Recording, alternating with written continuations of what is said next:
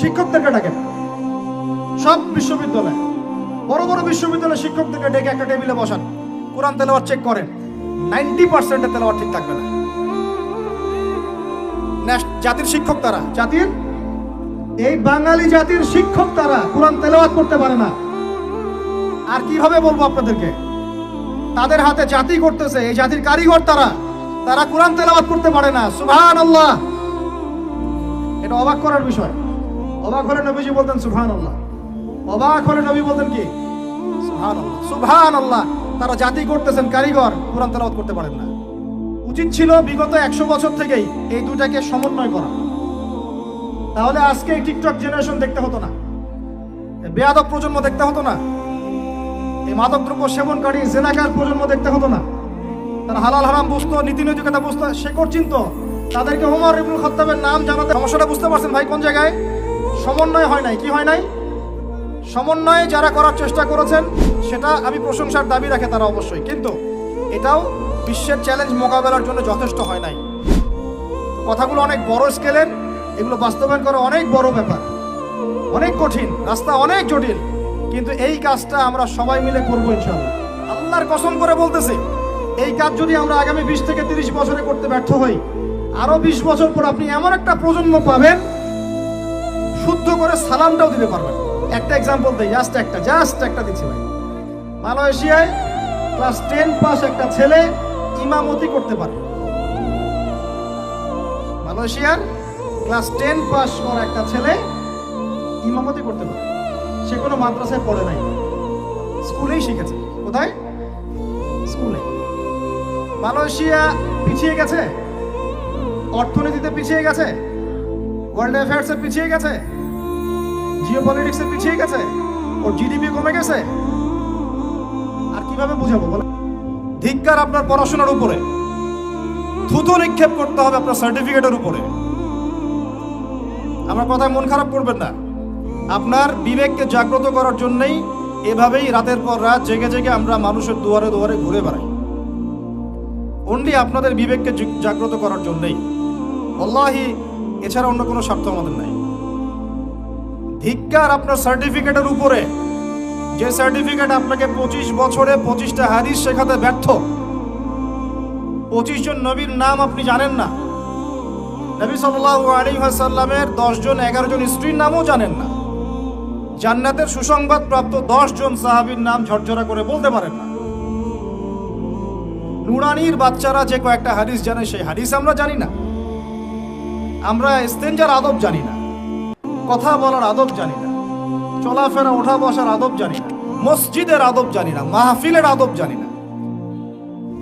মসজিদের আদব যে জানি না, এটা তো মসজিদে গেলেই বোঝা যায়। নামাজের ফরজ, নামাজের ওয়াজিব, নামাজের সুন্নাহ, মুস্তাহাব, এগুলো আমরা জানি না। অনেকে ওযু ঠিক মতো করতে পারি না। 25টা বছর আপনি শিক্ষা অর্জন করেছেন। আদতে 25 বছরে আপনি কোনো বিজ্ঞানীও হন নাই, কোনো দার্শনিকও হন নাই। আদতে আপনি কোনো শিক্ষা অর্জন করে পলিটিক্যাল লিডার হন নাই, অর্থনীতিবিদও হতে পারছেন না। প্রযুক্তি ধার করে আনতে হচ্ছে, অর্থনীতি ধার করে আনতে হচ্ছে, রাজনৈতিক মতবাদগুলো পশ্চিম থেকে ধার করে আনতে হচ্ছে, শিক্ষা নীতির জন্য বাইরের দিকে তাকায় থাকতে হচ্ছে। আদতে না আপনি এখানে বিজ্ঞানী হচ্ছেন, না আপনি এখানে অর্থনীতিবিদ হচ্ছেন, না কোনো দার্শনিক হচ্ছেন। এই জেনারেশনের কথা বলছি, যারা এখন দেশ, জাতি এবং বৈশ্বিক প্রেক্ষাপট ডিল করছেন, তারা আমাদের বাবারা অথবা তার বাবারা। বর্তমান জেনারেশন এই জায়গায় অনেক পিছিয়ে গেছে, এতটাই পিছিয়ে গেছে যে শিক্ষককে যে সম্মান করতে হয়, এই সম্মান বোধটুকু উঠে গেছে। বাবাকে সালাম দিতে হয়, এই সম্মান মর্যাদা বোধটুকু উঠে গেছে। মায়ের সাথে ভালো ব্যবহার করতে হয়, এটা সেই তো কবে উঠে গেল। আর সমাজে ওই জায়গা দখল করলো বৃদ্ধাশ্রম। দিন দিন জেনা বাড়তে থাকলো, ব্যভিচার বাড়তে থাকলো, হারাম খাওয়া বাড়তে থাকলো, সুদ বাড়তে থাকলো। ডিগ্রি অর্জন করে এসে ঘুষ খাচ্ছেন, পিএইচডি করে এসে দুর্নীতি করছেন, একজন ডক্টর হয়ে কসাই হয়ে গেলেন। এই টিকটক প্রজন্ম যদি আরেকটা প্যারালাইজড প্রজন্মের রূপ নেয়, এটা তো অবাক হওয়ার কিছু নাই। 25 বছর আমি চ্যালেঞ্জ করছি আপনাদেরকে, 25 বছর পড়েছেন, আমাকে ছোট ছোট 25টা সূরা শোনাতে পারবেন না। আর 25টা সূরার অর্থ যদি জিজ্ঞাসা করি প্যান্ট গিলা হয়ে যাবে। এই যে ঠিক বলছে আর দাঁত বের করে হাসছে, ভাবখানা এমন আমি এখানে কোনো বক্তব্য করছি। এত কমন সেন্সিন জেনারেশন তৈরি করেছেন, এত কমন সেন্সিন, এত বেয়াদব, এত আদবহীন। আপনি কি সার্টিফিকেট দিয়ে শিক্ষাকে মূল্যায়ন করছেন? যেখানে আল্লাহ এবং তার রাসূলের কথা হয়, সিরিয়াস কথা হয়, সিরিয়াস কথাকেও হাসির কথা বলে। জিনার আলোচনা হলে দাঁত কেলিয়ে হাসে। এই জেনারেশনের 15 থেকে 20 বছরের ছেলেমেয়েরা এমন কোনো পাপ নাই এখন করে না, এমন কোনো পাপ নাই। মাদক থেকে শুরু করে মেয়ের স্বাদ ভোগ করা পর্যন্ত এভরি সিঙ্গেল থিং তারা তো করে ফেলেছে। আপনারই ছেলে, আপনারই মেয়ে, আমারই ভাই, আমারই বোন। চার ইমাম, মুসলিম উম্মার বীরত্বের ইতিহাস, সালাহউদ্দিন আইয়ুবী রাহিমাহুল্লাহ, নুরউদ্দিন জঙ্গি, মুহাম্মদ বিন কাসিম, তারিক বিন জিয়াদ, এই নামই তারা জানে না, এই নামই জানে না তারা। তারা জানেই না ভারতবর্ষে ইসলাম কে নিয়ে আসছে, বিন কাসিমের হিস্ট্রি কি, তারেক বিন জিয়াদের হিস্ট্রি কি, নুরউদ্দিন জঙ্গির হিস্ট্রি কি, এই জেরুজালেম বাইতুল মুকাদ্দাসের ইতিহাস কি, কিভাবে এটা ওদের হাতে চলে গেল, এটা কাদের ছিল, সাহাবীদের যুগ কেমন ছিল, নবীর যুগে ইসলাম কেমন ছিল, চার ইমাম কি মেহনত করে গিয়েছেন, সলফে সালেহিন কোন পথ রেখে গিয়েছেন, কিচ্ছু জানে না, অ্যাবসলিউটলি নাথিং। বিগত 30 থেকে 40 বছরে আমরা এই জেনারেশনটা তৈরি করেছি। বাট অফকোর্স তারা ক্রিকেটারদের নাম জানে, ফুটবলারদের নাম জানে, গায়ক গায়িকাদের নাম জানে, নায়ক নায়িকাদের নাম জানে। আফসোস, এই জেনারেশনটার জন্য আফসোস। অথচ আমাদেরই ভাই, আমাদেরই বোন। ফরজ মানে কি? আপনি ইচ্ছা হইলে করলেন, ইচ্ছা হইলে করবেন না, নাকি এটা ফরজ? ফরজ হয়তো বোঝেন, ফরজ কি? ওই যে প্রত্যেক রাতে যে মেয়ের সাথে খষ্টি নষ্টি না করলে আপনার ঘুম হয় না, ওইটা হচ্ছে ফরজ। স্কুলে কলেজে গিয়ে মেয়েদের সাথে অ্যাফেয়ার্স করা, ডেটিং করা, এই পাবজি খেলা, আমাদের সবার উপর এখন ইউটিউবিং, ফেসবুকিং ফরজ। ফরজ বোঝেন, এইভাবে বোঝেন, এগুলো হচ্ছে ফরজ আপনার উপরে। সালাত, হাইয়া আলা সালাত প্রত্যেক দিন আপনার কানে যায়, কেন সালাতে আসেন না? হাইয়া আলাল ফালাহ আপনার আমার কানে যায়, কেন সালাতে আসেন না? কখন সালাতে আসবেন? ছোট ভাইরা কখন সালাতে আসবেন? যখন আপনার বয়স হবে 50, ওই সময় এসে প্রথম কাতারে চেয়ার নিয়ে দৌড়াদৌড়ি করবেন। আমরা যখন মসজিদে যাই, প্রথম কাতারগুলোতে প্রথম 2টা কাতার থাকে বয়স্করা, বৃদ্ধরা, যুবকরা নাই। আর ওই সময় চেয়ার নিয়ে মারামারি, কারণ এখন তো সেজদা দেওয়ার মতো শরীরে ক্ষমতা নাই। আর কে আগে চেয়ার দখল করতে পারে, ওই হচ্ছে প্রতিযোগিতা। আপনারা কি, আমরা কি ওই সময়ের জন্য অপেক্ষা করছি? সুবহানাল্লাহ। নামাজ পড়লে কি আপনি জঙ্গি হয়ে যাবেন? নামাজ পড়লে আপনি কি মানবতা বিরোধী অপরাধী হয়ে যাবেন? এই ফাইজলামি মার্কে কথাবার্তা যারা বলবে, সমাজ থেকে বয়কট করে দিবেন, আর সামাজিক প্রতিবাদ গড়ে তুলবেন। এই শব্দগুলো সস্তা করতে করতে যাকে তাকে যা ইচ্ছা তাই বলে বেড়াচ্ছে। ধর্মের কথা, ইসলামের কথা বললেই মানুষ সন্ত্রাসী হয়ে যায়। আমরা কি শান্তিপূর্ণ পরিবেশের মধ্যে অশান্তি সৃষ্টি করতে চাই? কোশ্চিন গেলেও নয়। কিন্তু আপনার ছেলে, আমার ছেলে, আমার ভাই, আপনার বোন নামাজ পড়বে না কেন? নামাজ পড়লে কি মানুষ খারাপ হয়ে যাবে? বাংলাদেশে যে শিক্ষা প্রতিষ্ঠানগুলো সবচেয়ে ভালো করে, এই তো আপনাদের এখানে ক্যাডেট কলেজ আছে না, রেজাল্ট 5 ওয়াক্ত নামাজ তারা টাইম টু টাইম পড়তে পারে, ফিজিক্যাল এক্সারসাইজ করে, খাওয়ার সময় খায়, খেলার সময় খেলে, ঘুমের সময় ঘুমায়, পড়ার সময় পড়ে। তারা ভালো করে না? ভাই, মুসলিম পরিবারে জন্ম নিয়েও নামাজ পড়ি না। নবী সাল্লাল্লাহু আলাইহি ওয়াসাল্লাম কোরআন এবং হাদিস দিয়ে প্রথমে সাহাবীদেরকে শিখিয়েছেন না শেখান নাই? জ্ঞান শিখিয়েছেন কিনা? প্রথম ওহী কি বিষয়ে এসেছিল? নামাজ, যাকাত, পর্দা, জিহাদ, নাকি জ্ঞান শিক্ষা? প্রথম ওহী কোনটা? ইকরা বিসমি রাব্বিকাল্লাযী। তাহলে প্রথম ওহী কি কেন্দ্রিক? রাজনীতি কেন্দ্রিক, অর্থনীতি কেন্দ্রিক, না শিক্ষা কেন্দ্রিক? তাহলে প্রথম ওহী হচ্ছে শিক্ষা কেন্দ্রিক। ইকরা বিসমি রাব্বিকাল্লাযী, পড়ুন আপনার রবের নামে যিনি আপনাকে সৃষ্টি করেছেন। মানে পড়ুন আপনার রবের নামে যিনি আপনাকে। তার মানে শিক্ষা কাকে বলে? শিক্ষা তাকে বলে যা আমাকে রব চেনাবে। আবার বলেন, শিক্ষা কাকে বলে? যা আমাকে রব্বিকাল্লাযী খালাক চেনাবে। তাহলে যে শিক্ষা আমাকে রব থেকে দূরে সরায় সেটা কি? যে শিক্ষাটা আমাকে আমার রব থেকে দূরে সরায় সেটা কি? সুশিক্ষা না কুশিক্ষা? সুশিক্ষা না কুশিক্ষা? আরো আসতে বলেন, সুশিক্ষা না কুশিক্ষা? যে শিক্ষা আমাদেরকে রব থেকে দূরে সরায় সেটা কি সুশিক্ষা না কুশিক্ষা? আর যে শিক্ষা আমাদেরকে রবের কাছাকাছি নিয়ে যায় সেটার নাম কি? সুশিক্ষা। নবী সাল্লাল্লাহু আলাইহি ওয়াসাল্লাম সমাজ পরিবর্তন করেছেন কোন শিক্ষা দিয়ে? সুশিক্ষা না কুশিক্ষা?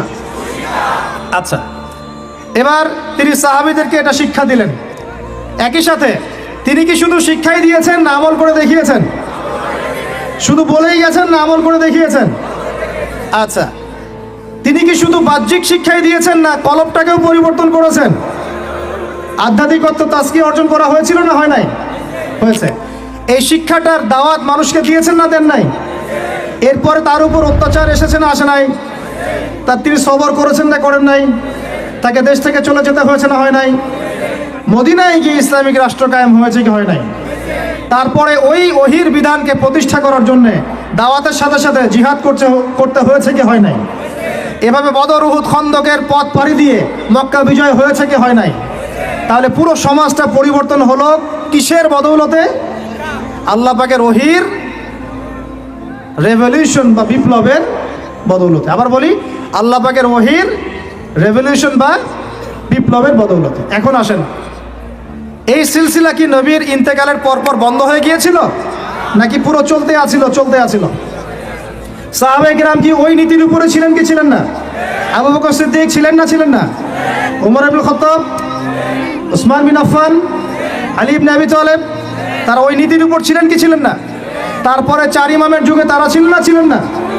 তারপরে ফুকাহায়ে কেরামের যুগে ছিলেন না? মুহাদ্দিসিনে কেরাম তারা ছিলেন না? এভাবে যুগের পর যুগ ইসলামী শিক্ষাকে বাদ দিয়ে মুসলিমরা সফল হয়েছে না ইসলামী শিক্ষা বুকে ধারণ করে সফল হয়েছে? আরো আসতে বলেন, ইসলামী শিক্ষাকে বুকে ধারণ করে যুগের পর যুগ আমরা সফল হয়েছিলাম না এটাকে বর্জন করে সফল হয়েছিলাম?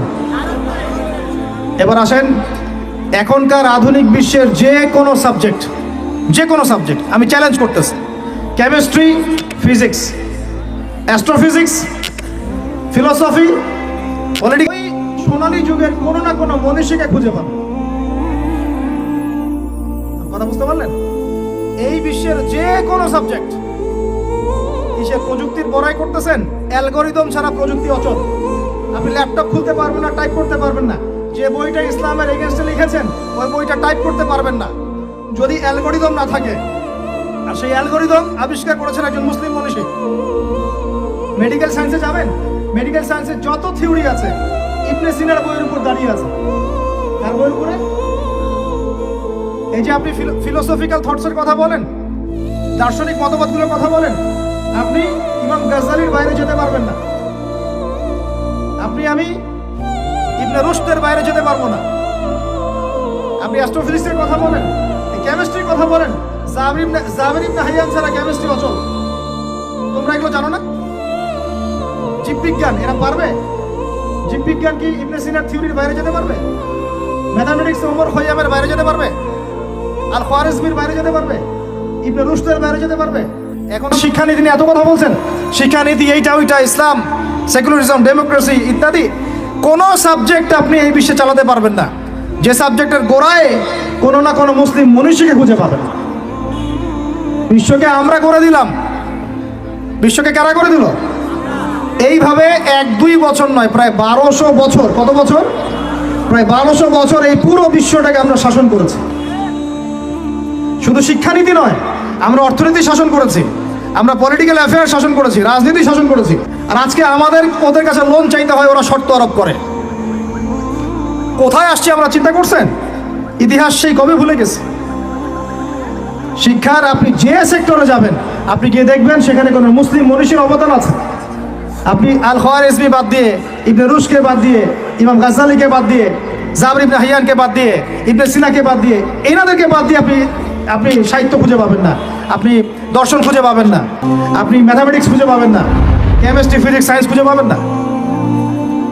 এখন আমাকে বলেন, ওই সময়কার এই মনীষীরা কি ইসলামী শিক্ষাটাকে বাদ দিয়ে শুধুমাত্র বৈষয়িক শিক্ষায় শিক্ষিত ছিলেন, না ইসলামী শিক্ষার সাথে বৈষয়িক শিক্ষা দুটোই শিখেছেন? কোনটা বলেন, কথা বলেন। একটা শিখেছেন না দুটোই শিখেছেন? এই করতে করতে করতে শিক্ষা এখন দুই ভাগে ভাগ হয়ে গেছে। কয় ভাগে ভাই? একটা জেনারেল স্কুল অফ থট বা সেকুলার স্কুল অফ থট, একটা হলো ইসলামিক স্কুল অফ থট। আমার সাথে বলেন, একটা সেকুলার স্কুল অফ থট, একটা Islamic school of thought. Secular school of থটটা এমনভাবে সাজানো হচ্ছে, শুরুতে বলেছি 20 বছর পড়বেন 20টা সূরা মুখস্থ করতে পারবেন না। সোজা কথা, এই শিক্ষার মূল উদ্দেশ্য দুনিয়া, দুনিয়া এবং দুনিয়া। দুনিয়া শিক্ষার দরকার নাই তা বলছি না, বলছি এই শিক্ষাটা ইসলামকে কাট অফ করে, বিবর্জিত করে শুধু দুনিয়ার দিকে ফোকাস করছে।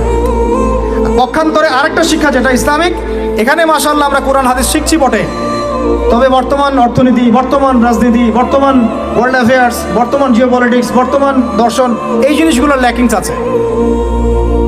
কোনো সময় দেখা যায় একজন ইমাম সাহেব নামাজ পড়াতে পারেন কিন্তু অর্থনীতি বোঝেন না। একজন বক্তা, দায়ী, আলেম মানুষ, তিনি মাশাআল্লাহ বয়ান করেন, কোরআন সুন্নাহ দিয়ে ওয়াজ করতে পারেন, কিন্তু তিনি ইংরেজি বোঝেন না, সায়েন্স বোঝেন না, ইকোনমি বোঝেন না, ওয়ার্ল্ড অ্যাফেয়ার্স বোঝেন না। কেন এরকম হলো?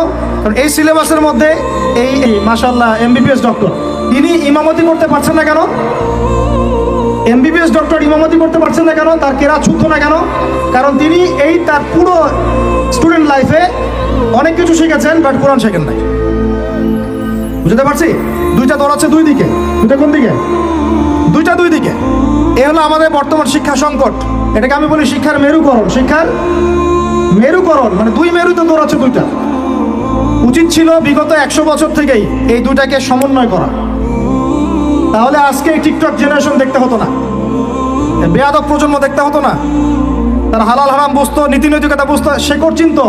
তাদেরকে ওমর ইবনুল খাত্তাবের নাম জানাতে হতো না, খালিদ বিন ওয়ালিদকে চেনাতে হতো না, বিন কাসিম আর তারেক বিন জিয়াদের নাম শোনাতে হতো না। সমস্যাটা বুঝতে পারছেন ভাই? কোন জায়গায় সমন্বয় হয় নাই? কি হয় নাই?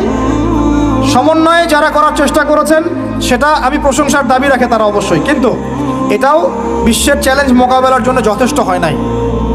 তো কথাগুলো অনেক বড় স্কেলের, এগুলো বাস্তবায়ন করা অনেক বড় ব্যাপার, অনেক কঠিন রাস্তা, অনেক। এই কাজ যদি আমরা আগামী 20 থেকে 30 বছরে করতে ব্যর্থ হই, আরো 20 বছর পর আপনি এমন একটা প্রজন্ম পাবেন শুদ্ধ করে সালামটাও দিতে পারবে না। দেখে নিয়েন আপনি, শুদ্ধ করে সালাম তো দিতে পারবেই না, আল্লাহ পাকের কালিমা লা ইলাহা ইল্লাল্লাহ ঠিক মতো উচ্চারণ করতে পারবে কিনা সন্দেহ আছে। নামাজটাকে সে অপশনাল মনে করবে।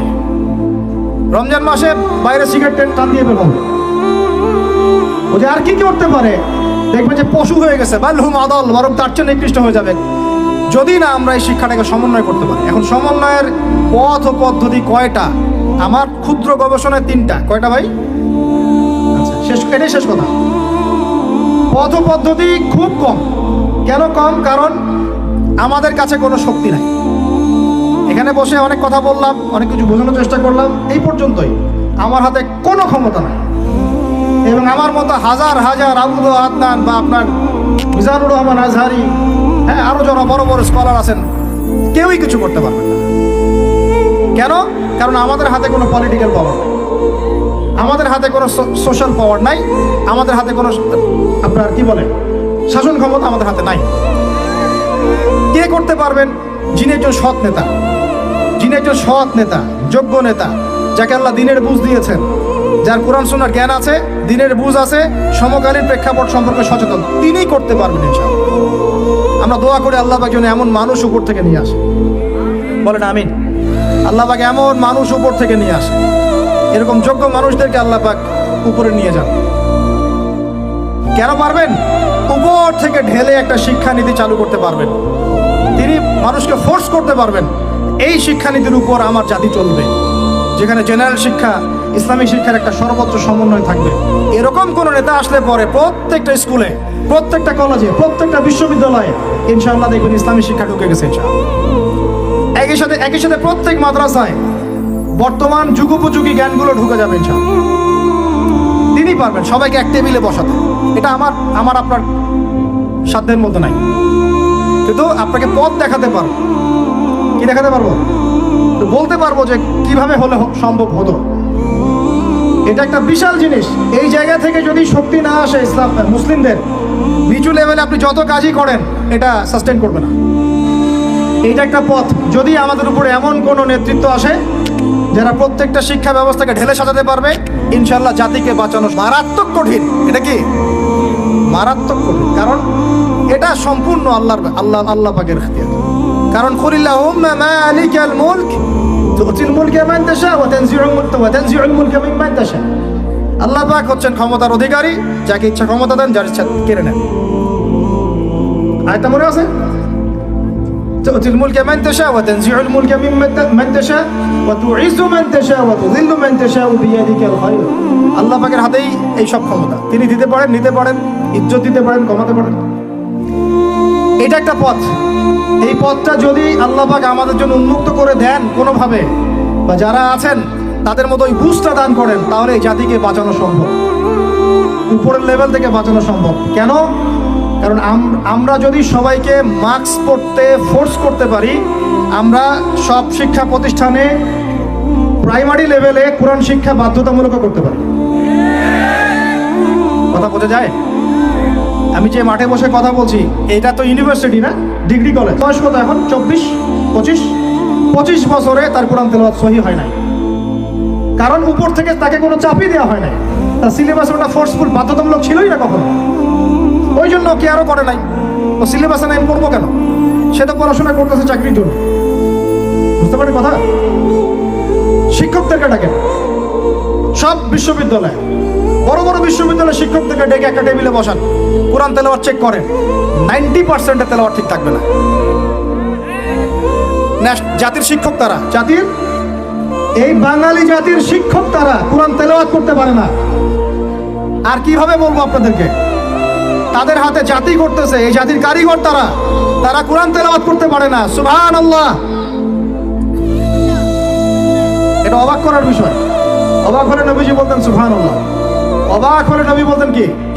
সুবহানাল্লাহ। সুবহানাল্লাহ। তারা জাতি করতেছেন, কারিগর, কোরআন তেলাওয়াত করতে পারেন না। একটা এক্সাম্পল দেই, জাস্ট একটা দিচ্ছি ভাই। মালয়েশিয়ায় ক্লাস 10 পাস একটা ছেলে ইমামতি করতে পারে। মালয়েশিয়ার ক্লাস 10 পাস করা একটা ছেলে ইমামতি করতে পারে। সে কোনো মাদ্রাসায় পড়ে নাই, স্কুলেই শিখেছে। কোথায়? স্কুলে। মালয়েশিয়া পিছিয়ে গেছে, অর্থনীতিতে পিছিয়ে গেছে, ওয়ার্ল্ড অ্যাফেয়ার্সে পিছিয়ে গেছে, জিও পলিটিক্সে পিছিয়ে গেছে, ওর জিডিপি কমে গেছে। আর কিভাবে বুঝাবো বলেন? আর কিভাবে বুঝাবো? 2 নম্বর পথ, এই দুটো বলে শেষ করছি ভাই। 2 নম্বর পথ হচ্ছে, যদি এরকম কোনো উদ্যোগ না নেওয়া হয়, তাহলে মাদ্রাসা শিক্ষায় যা চলছে এখানেই আমাদের সংযুক্ত থাকা এবং ছেলে মেয়েদেরকে এখানে সংযুক্ত রাখা। তবে এই শিক্ষায় একটা জিনিসকে সংশোধন করা দরকার, সেটা হলো যুগোপযোগী জেনারেল শিক্ষাগুলোকে ঢোকানো দরকার। না হলে আমাদের হাতে কোরআন থাকবে আর এক হাতে হাদিস থাকবে, তারপরেও আমরা চলমান সংকটগুলোকে সমাধান করতে পারবো। কারণ অঙ্ক, গণিত, ইংরেজি, জিও পলিটিক্স, অর্থনীতি এগুলো তো আমরা জানি না। কোরআন পড়তেছি যে দাওয়াত খাচ্ছি, 40 কুলখানি। বুঝতে পারেন না কথা? এটাও সমস্যা। তো এখানেও একটা সংশোধন বা রেভলিউশন দরকার। এটা নিয়ে ওলামায়ে কেরাম বুঝবেন, তারা বুঝবেন। এটা আমাদের পক্ষ থেকে জোরালোভাবে কিছু বলা যাবে না। ওলামায়ে কেরাম তারা বসে পরামর্শ করে একটা সিদ্ধান্তে আসলে তারপরে আচ্ছা ঠিক আছে, ওইটা না হয় পুরোই সেকুলার হয়ে গেল, আমরা অ্যাটলিস্ট ইসলামিক শিক্ষার সাথে থাকলাম। এই তো। আর 3 নম্বর যেটা, যে নতুন শিক্ষা প্রতিষ্ঠানগুলো বিভিন্ন জায়গায় যদি গড়ে তুলতে পারেন, যেখানে নতুন করে আপনি সিলেবাস প্রণয়ন করতে পারেন, জেনারেল শিক্ষা এবং ইসলামী শিক্ষার সমন্বয় থাকবে, একদম প্লে গ্রুপ থেকে শুরু করে বা নুরানি থেকে শুরু করে মাস্টার্স পর্যন্ত, দাওরা হাদিস পর্যন্ত গ্র্যাজুয়ালি আমার ছেলে মেয়ে পড়াশোনা করবে। সে মাশাল্লাহ জেনারেল সাবজেক্টও শিখবে, ইসলামিক সাবজেক্টও শিখবে, হাফেজও হবে, এদিকে মাশাল্লাহ ভালো করে ডক্টর হবে, মাশাল্লাহ হাফেজও হবে, পাইলট হবে, ইঞ্জিনিয়ার হবে, মাশাল্লাহ এদিকে দেখা যাবে সে ফকিহ হয়ে গেছে। এটা নতুন করে করা সম্ভব। এই কারণেই আমি আমার কনফিডেন্স থেকে বলছি, খয়রুল কুরুন, সবচেয়ে শ্রেষ্ঠ যুগে এভাবেই মানুষ শিখেছে। খয়রুল কুরুনে কোনো বিশ্ববিদ্যালয় ছিল না, কোনো স্কুল কলেজ এগুলো ছিল না।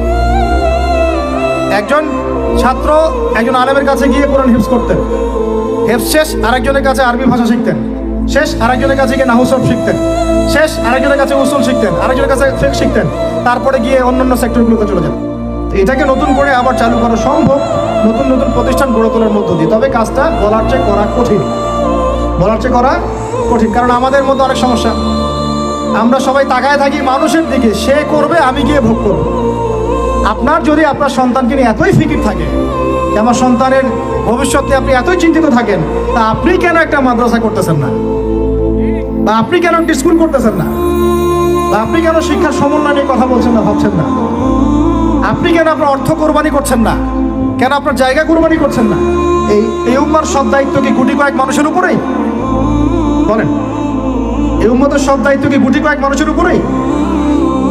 এই কয়েকজন মানুষ আপনাকে কি করতে পারবে? আমাদের হাতে কি করার ক্ষমতা আছে? সর্বোচ্চ বলা ছাড়া কিচ্ছু করার ক্ষমতা নাই। আর আপনাকে চিন্তা করতে হবে আপনার সন্তানের ভবিষ্যৎ কোন দিকে নেবেন, কোন প্রতিষ্ঠানে পড়াবেন, কোন সিলেবাসে পড়াবেন, নাকি নাস্তিক বানাবেন। মনে রাখবেন, মানুষ মরে গেলে তার আমল নামা কেটে যায়। ইল্লা সালাস, তিনটা চালু থাকে, তিনটা চালু থাকে। সাদাকায়ে জারিয়া, প্রথমটা সাদাকাতুন জারিয়াতুন, সাদকায়ে জারিয়া। এরকম প্রতিষ্ঠানগুলো এবং এই রেভলিউশন ইলমি মেহনতগুলো প্রত্যেকটাই সাদকায়ে জারিয়া হবে ইনশাআল্লাহ। 2 নাম্বার কি? ওয়ালাদুন সালেহ, নেককার সন্তান। নেককার সন্তান কখন তৈরি হবে? যখন এরকম প্রতিষ্ঠান গড়ে তুলবেন, তখনই তো। আরেকটা হলো আল ইলমুন ইউনতাফাউ বিহিন নাস, এমন জ্ঞান যা দিয়ে মানুষ উপকৃত হয়। এটাও তো পড়ে গেল ইসলামী শিক্ষার রেভলিউশনের মধ্যেই। আল্লাহ রাব্বুল আলামিন আমাদেরকে আলোচনা শুনে বুঝে আমল করা তৌফিক